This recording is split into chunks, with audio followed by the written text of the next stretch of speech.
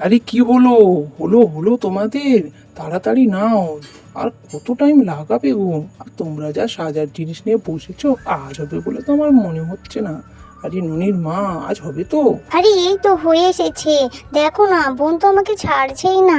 বলছে একটু মেকআপ করো আর একটু ভালো করে লিপস্টিক করো। না সাজবে না কি? 5 বছর পর বৌদি প্রথম তার বাপের বাড়ি যাচ্ছে। 5 জনও তো দেখবে আমাদের বৌদিকে। বৌদি দাঁড়াও, ভালো করে একটু পাউডারটা দিয়ে দিই, তাহলে তোমাকে দেখবি কত সুন্দর লাগবে। আরে ননিটিয়া, তোরাও যে খুব সাজগোজ করছিস রে। চেয়ারের ওপরে তোমার পাঞ্জাবিটা রাখা আছে।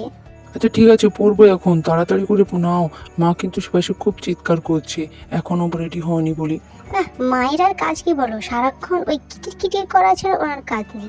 যখন দাদা শ্বশুর বাড়ি যেত না তখনও বৌদিকে বলতে ছাড়তো না, আর আজ যে যাচ্ছে তাও বলতে ছাড়ছে না। মা যে ঠিক কি চায় আমি সেটাই বুঝতে পারি না। এই যা, আমি তো ঢোক পড়িনি এখন, আমাকে তাড়াতাড়ি করে টিপ পড়তে হবে। ও পিসিমণি, আমাদেরকে একটু লিপস্টিক আর একটু কাজল করে দাও না। আচ্ছা করে দেবো, আগে তোমার মায়ের করে দিই তারপর তোমাদের করে দিচ্ছি। আমি তো এই মালাটা পরবো।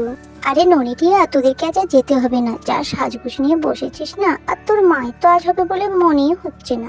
আরে মা এমন করে বলছেন কেন? এই তো আমাদের হয়ে যাচ্ছে। কেন মা, তোমার কি খুব হিংসে হচ্ছে? যখন বৌদি বাপের বাড়ি যেত না তখনও হিংসে আর এখনো হিংসে? বাবা, তোর তো খুব গায়ে লাগছে। তা বৌমা, তুমি কবে বাড়ি আসবে? আর তোমার শ্বশুর মশাইকে বলেছো তুমি যাবে বলে? হ্যাঁ মা, কালকে বলেছি তো, আজ আর বলা হয়নি। আমি তো একদিন থাকবো তারপরে চলে আসবো, বেশি দিন তো থাকবো না। তোমার শ্বশুর মশাইকে তো আরেকবার বলা উচিত তোমার। আমি তো বলে এসেছি, তোমার বৌমাকে আর বলার দরকার না। ঠিক আছে, তোদের ব্যাপার, বেশি কিছু বললি আবার বলবি বাবা আমার শাশুড়ি সবসময় কুটুর কুটুর করে। বৌদি তোমার যতদিন খুশি থাকবে, মা তো তোমার এমনিতেই সহ্য করতে পারে না। আর বৌদি তুমি 5 বছর পরে যাচ্ছে, তোমার যতদিন খুশি তুমি থাকবে। বাবা, তোর জন্য গায়ে ফোসকা পড়ে যাচ্ছে।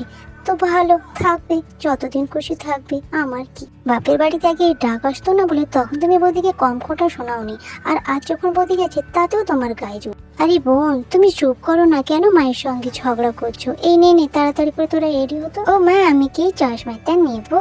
না, অত চশমা নিতে হবে না, নাও তাড়াতাড়ি করে তো এগুলো সব গোছাতে হবে। তোমাদের হয়েছে? ও মা, আমার সে হলুদ জামা আর সেই লাল জামা সেগুলো সব নিয়েছো তো?